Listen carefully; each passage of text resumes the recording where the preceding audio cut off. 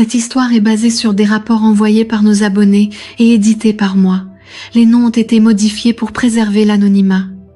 Si vous souhaitez que votre histoire soit racontée ici, n'hésitez pas à nous contacter. Nous serions ravis de vous entendre. Abonnez-vous à la chaîne et n'oubliez pas d'aimer. Alors, c'est parti. Loin de là, mais malgré tout, nous nous efforcions de faire fonctionner notre mariage. Entre disputes et réconciliations, nous avons construit une routine. Sergio travaille comme veilleur de nuit dans une station-service, un travail difficile, mais qui aide à payer les factures. J'ai toujours pensé que nous menions une vie simple mais stable, jusqu'à ce que tout change.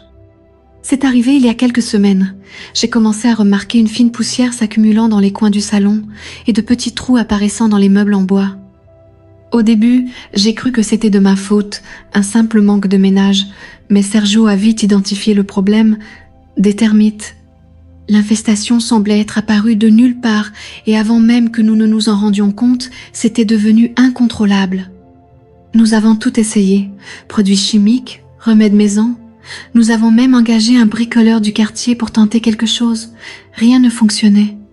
Après beaucoup d'insistance de ma part, nous avons fini par accepter de faire appel à une équipe spécialisée. Le devis était élevé, mais nous n'avions pas le choix. Ils nous ont expliqué que pour éliminer complètement les termites, il fallait désinsectiser toute la maison, ce qui nécessitait de quitter les lieux pendant une semaine entière. Et c'est là que le vrai problème s'est posé. Où allions-nous loger pendant ce temps? Avec notre budget serré, louer un endroit était hors de question. J'ai pensé demander l'hospitalité à une amie, mais Sergio a été catégorique. Il a suggéré que nous restions chez son père. Il vit seul, a de la place, et il nous accueillerait sûrement à bras ouverts, a-t-il dit sans même me laisser le temps de protester. L'idée me mettait mal à l'aise. Le père de Sergio, M. Afonso, était un homme réservé, peu bavard, mais Sergio a insisté, et au final, j'ai fini par accepter. Nous n'avions pas d'autre option.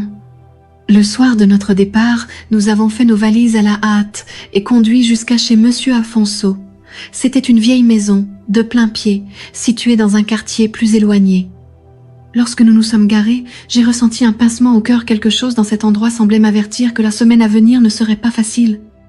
Mon beau-père nous a accueillis à la porte avec un sourire discret, un geste presque formel. Il a serré la main de Sergio, m'a adressé un bref signe de tête et nous a invités à entrer. Il nous a montré où nous allions dormir. Une petite chambre d'amis au fond de la maison, avec un lit double étroit et une fenêtre aux lourds rideaux qui laissait à peine l'air circuler. « Faites comme chez vous », a-t-il dit avant de disparaître en direction de sa propre chambre. Sergio semblait à l'aise, mais moi je n'arrivais pas à me débarrasser de ce sentiment d'inconfort. Cette semaine hors de chez nous n'allait pas être qu'un simple désagrément temporaire, elle allait marquer le début de quelque chose qui changerait ma vie à jamais. Ce soir-là, lorsque Sergio est parti travailler, je me suis sentie encore plus étrangère dans cette maison. Il m'a embrassée rapidement en partant, me disant d'essayer de me reposer, qu'il reviendrait le matin. Je suis restée seule dans la chambre d'amis, assise au bord du lit, regardant les murs jaunis et le ventilateur de plafond qui tournait paresseusement. Le son lointain d'une télévision allumée, probablement dans la chambre de M. Afonso, était la seule chose qui rompait le silence de la maison. J'étais encore en train d'essayer de m'habituer à cet environnement, me demandant si je devais sortir pour explorer un peu la maison, quand j'ai entendu 3 coups légers à la porte. Avant même que je ne puisse répondre, la voix grave de M. Afonso a résonné de l'autre côté. « Patricia, j'ai fait une soupe. Je me suis dit que tu voudrais peu, être dîné. » J'ai hésité un instant. Bien que notre relation ait toujours été cordiale, l'idée de dîner seule avec lui me mettait mal à l'aise. Mais je ne voulais pas paraître impolie. Je me suis levée et j'ai ouvert la porte. « Ah, bien sûr. Merci, monsieur Afonso, j'arrive. » Je l'ai suivi jusqu'à la cuisine, qui était petite et accueillante, mais remplie d'objets qui semblaient avoir des décennies d'âge. Il était assis, m'attendant, les mains croisées sur la table. « Asseyez-vous » dit-il en désignant la chaise en face. « J'espère que c'est à votre goût. » ajouta-t-il après quelques minutes, brisant le silence. « C'est excellent, merci de vous en être soucié. » Il sourit, ses yeux fixés sur moi, un moment un peu plus long que ce que je trouvais normal. C'était comme s'il essayait de voir au-delà de ce que je montrais. Un instant, j'ai pensé lancer un sujet de conversation, mais je ne savais pas quoi dire. Après que nous avons terminé de manger, Il ramassa les assiettes et commença à les laver, refusant mon aide d'un simple geste de la main. « Vous semblez mal à l'aise ici ?» dit-il sans me regarder, tout en rinçant la vaisselle. « Ce n'est pas ça, j'essaye juste de m'habituer, » répondis-je, sentant mes joues s'empourprer. Il s'arrêta un instant, laissant l'eau couler, puis il se tourna vers moi avec un léger sourire, quelque chose que je n'avais encore jamais vu sur son visage. « Ne vous inquiétez pas, Patricia. Vous êtes la bienvenue ici. Il n'est pas nécessaire d'être aussi tendue. » J'ai acquiescé, tentant de lui sourire en retour, mais il y avait quelque chose dans sa manière de parler qui me rendait encore plus mal à l'aise. Lorsque je suis retournée dans la chambre, je me suis allongée sur le lit, mais le sommeil tardait à venir. Le lendemain matin, Sergio est rentré peu après 8 heures. J'étais déjà levée et je préparais un café dans la cuisine quand il est entré. Il avait l'air épuisé, avec de profondes cernes et les épaules affaissées. Il m'a donné un baiser pour me dire bonjour et s'est dirigé droit vers la table pendant que je déposais une tasse de café devant lui. Sergio a mangé rapidement, plus par obligation que par faim, et en moins de 20 minutes, il était déjà allongé sur le matelas de la chambre d'amis, plongé dans un sommeil profond.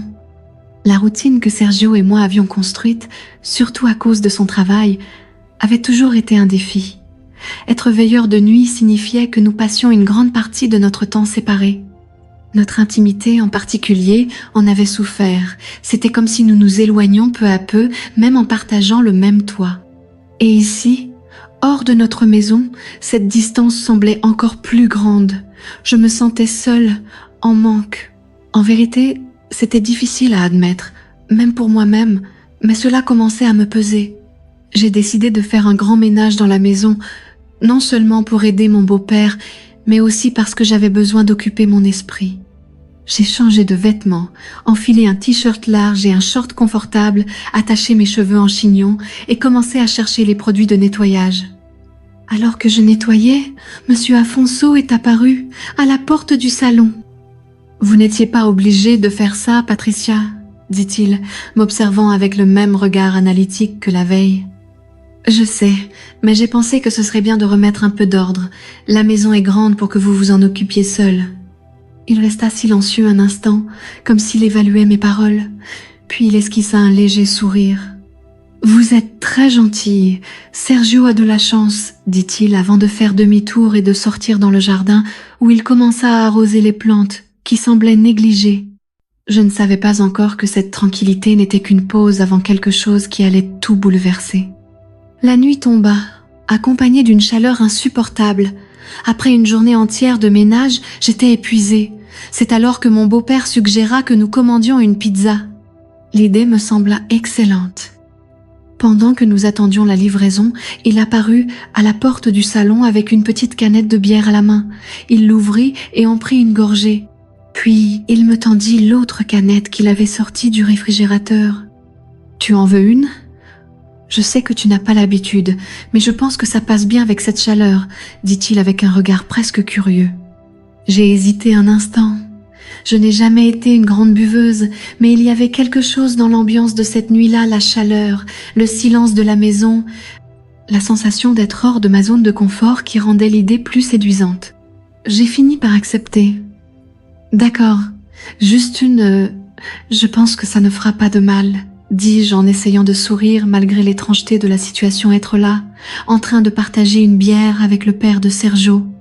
La première gorgée était amère, mais la fraîcheur du liquide glacé sembla soulager immédiatement la chaleur.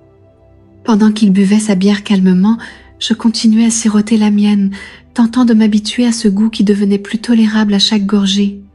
Mais j'ai remarqué quelque chose d'inhabituel. Il était assis sur le canapé et son entrejambe semblait en relief. J'ai tenté de détourner le regard. Il sembla remarquer que j'avais vu et croisa les jambes pour dissimuler. Cela m'a troublée, mais en même temps, un frisson parcourut ma nuque. La pizza est arrivée et Monsieur Afonso posa la boîte sur la table. Nous avons mangé assis sur le canapé en regardant une émission quelconque à la télévision sans vraiment faire attention à ce qui se passait à l'écran. La pizza, qui aurait dû être un simple dîner, semblait soudain avoir une autre signification. C'était comme si, dans cette situation inconfortable, cet échange de mots et la bière avait créé une forme d'intimité entre nous. Quelque chose que je n'attendais pas, mais qui, d'une certaine manière, apaisait mon anxiété. À chaque rire de sa part, j'avais l'impression qu'une partie de moi attendait autre chose. Peut-être un peu d'attention, un geste plus proche, quelque chose qui comblerait le vide que l'absence de Sergio, la nuit, avait creusé en moi. Quelque chose bouillonnait à l'intérieur. Il était déjà tard quand je suis enfin montée dans la chambre. Monsieur Afonso s'était retiré dans ses quartiers. Moi, en revanche, j'étais agitée. Je me suis allongée sur le lit, mais le sommeil ne venait pas. J'essayais de repousser les pensées qui commençaient lentement à envahir mon esprit. La proximité qu'il avait montrée, la façon dont il semblait plus présent cette nuit-là, presque chaleureux, commençait à me troubler d'une manière que je ne voulais pas admettre, même à moi-même. Il était le père de Sergio, et cette simple constatation aurait dû suffire à me détourner de ses idées. Mais ce qui s'était passé entre nous ce soir-là semblait avoir éveillé quelque chose de différent, quelque chose de plus profond, de plus intime. Mon corps était en feu, comme si la température dans la maison avait soudain grimpé. Je savais que c'était irrationnel, que tout cela n'était qu'un reflet de l'accumulation, du manque de sentir quelqu'un en moi. Et, avant même de m'en rendre compte, je salivais. J'ai respiré profondément, essayant de chasser ces pensées. Je me suis tournée sur le côté, tentant de me blottir contre le lit, mais l'inconfort, mêlé à une excitation étrange, ne disparaissait pas. C'est alors que j'ai commencé à me toucher, en pensant à mon beau-père, me souvenant de la scène dans le salon. Le matin suivant, je me suis réveillée encore habitée par l'inconfort de la nuit précédente, mais je ne pouvais m'empêcher de remarquer le comportement de monsieur Afonso. Il était assis à la table, un peu plus éloigné que d'habitude, les yeux fixés sur sa tasse de café, évitant complètement de me regarder. Lorsque nos regards se croisaient, il détournait immédiatement les yeux, les reportant sur le journal ou sur la fenêtre. Il semblait perdu dans ses propres pensées. Mais je savais qu'il essayait de ne pas me regarder, et ce qui attisait encore plus ma curiosité, c'était cette sensation étrange qu'il savait quelque chose, peut-être plus que ce que j'aurais voulu admettre moi-même. J'avais besoin de temps seul, un peu d'espace pour clarifier mes pensées. Alors j'ai décidé de sortir faire quelques courses, une excuse pour m'éloigner un peu de cet environnement et respirer un peu d'air frais. Je suis allée dehors sans but précis, errant simplement dans les couloirs du centre commercial en essayant de ne penser à rien. Mais, en même temps, des pensées incontrôlables m'envahissaient. Quand je suis rentrée à la maison en fin d'après-midi, Sergio était dans la salle de bain, en train de prendre une douche avant de partir au travail. J'ai décidé d'improviser une petite aventure. J'ai retiré mes vêtements et je suis entrée dans la douche avec lui. Il a ouvert de grands yeux, surpris, cela faisait plusieurs jours que nous n'avions pas fait l'amour. J'ai essayé de faire ces petites choses pour réveiller le bâton, mais j'ai vite remarqué qu'il n'était pas d'humeur.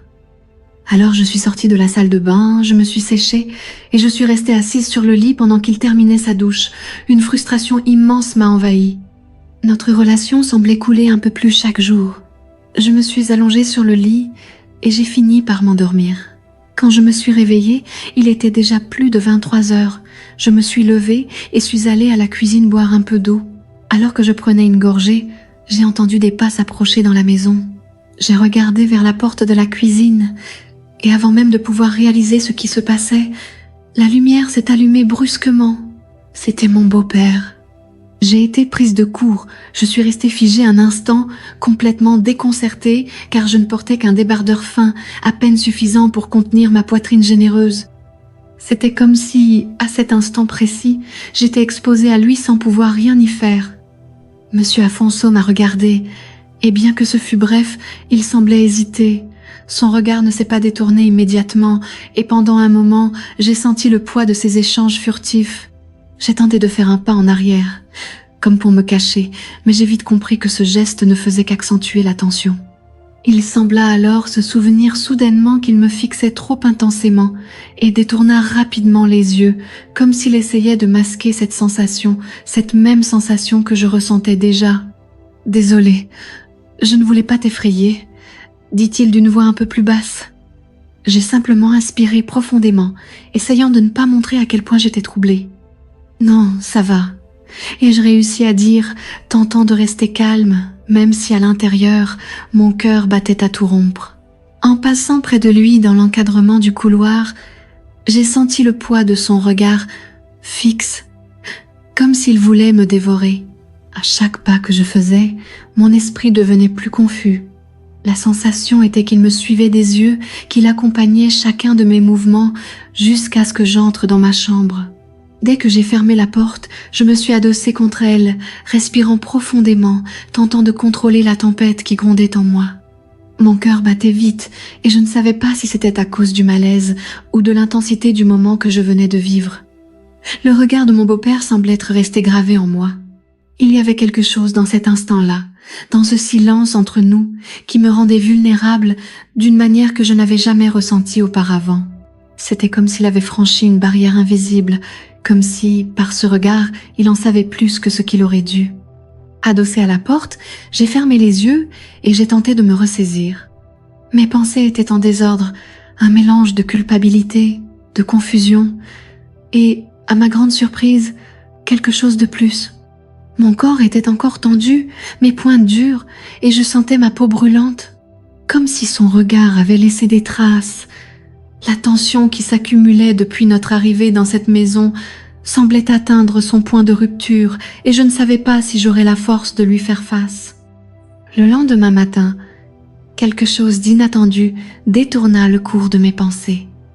C'était déjà vendredi et je comptais les jours avant de retourner dans notre maison davantage par une urgence de fuir cette situation avant de succomber à une tentation que je savais dangereuse. Je m'accrochais à l'idée que bientôt tout reviendrait à la normale, ou du moins à ce que je croyais être la normalité. Sergio venait tout juste de rentrer du travail et se trouvait dans la salle de bain, se préparant à se reposer. J'étais assise sur le lit quand je me suis souvenu qu'il fallait que je fasse une recherche pour un meuble que nous voulions acheter pour la maison. Mon téléphone était complètement déchargé, alors, sans trop réfléchir, j'ai pris celui de Sergio. Ce n'était pas quelque chose que j'avais l'habitude de faire. Nous avions un accord tacite de respecter la vie privée de l'autre, mais à cet instant, cela semblait être un geste purement pratique. Quand j'ai déverrouillé l'appareil, une notification est apparue au même moment. C'était un message. Mon doigt peut, être par réflexe ou par la force du destin, a touché l'écran et a ouvert la conversation. Mon cœur s'est emballé instantanément, comme si mon corps avait compris, bien avant mon esprit, ce que j'étais sur le point de découvrir. Le message était intime, bien plus qu'il n'aurait dû l'être. Il disait « Tu me manques, j'ai hâte de nos prochaines rencontres ». Mon monde s'est figé à cet instant précis. J'étais encore en train d'essayer de digérer ces mots quand mon cœur s'est complètement glacé. La photo de profil de l'expéditeur, c'était celle d'un homme.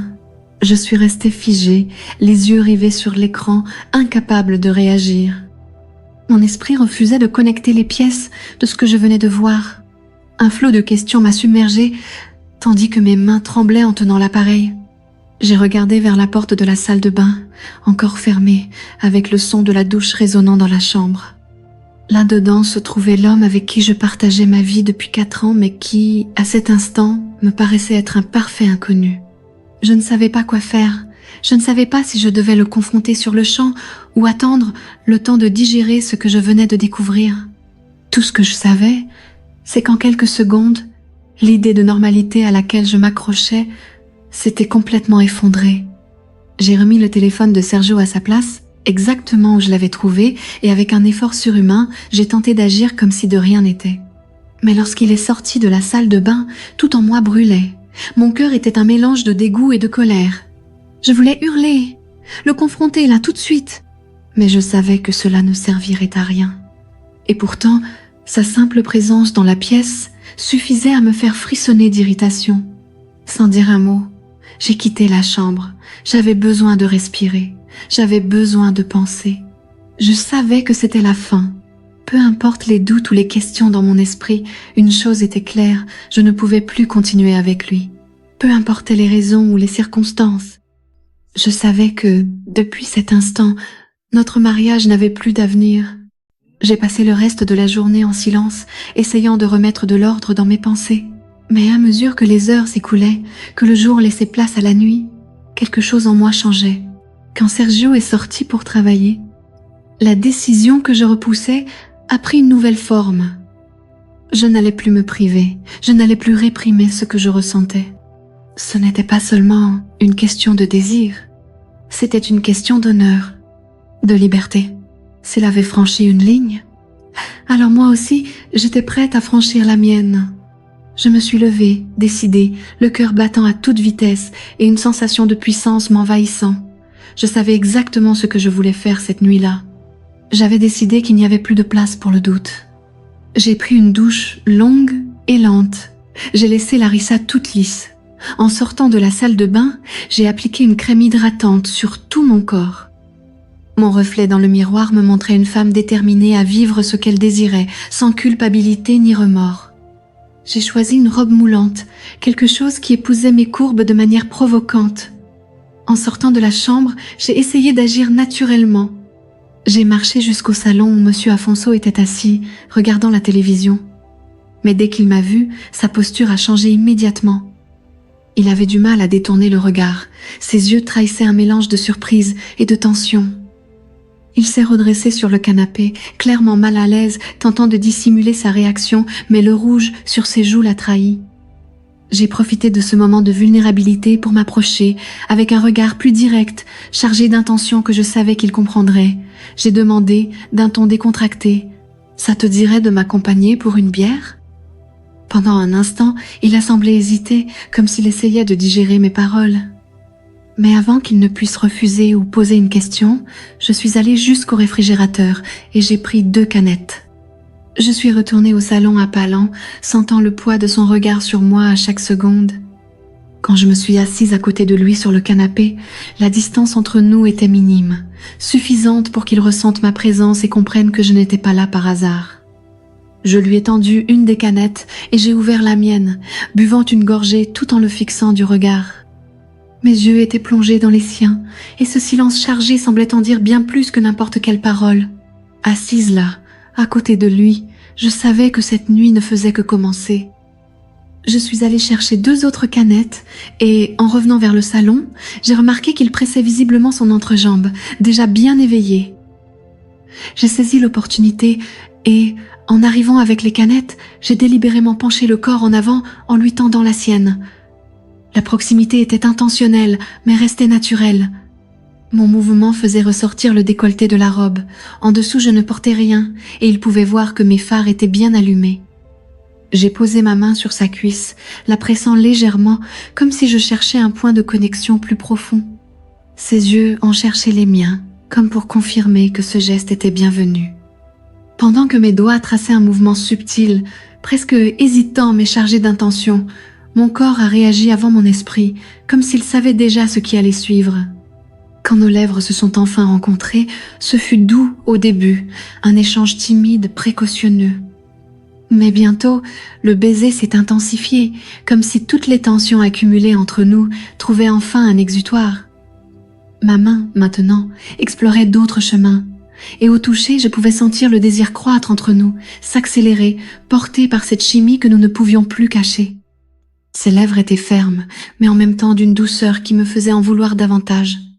Il m'a attirée plus près, me faisant ressentir la chaleur de son corps à chaque contact, et dans le même mouvement, sa langue a glissé sur mes lèvres, demandant la permission d'aller plus loin.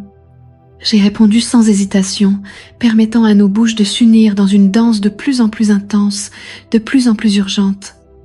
Nous sommes restés là, sur le canapé, et quand il m'a installée au-dessus de lui, je n'ai pas seulement ressenti le désir entrer en moi, j'ai ressenti le soin, l'attention.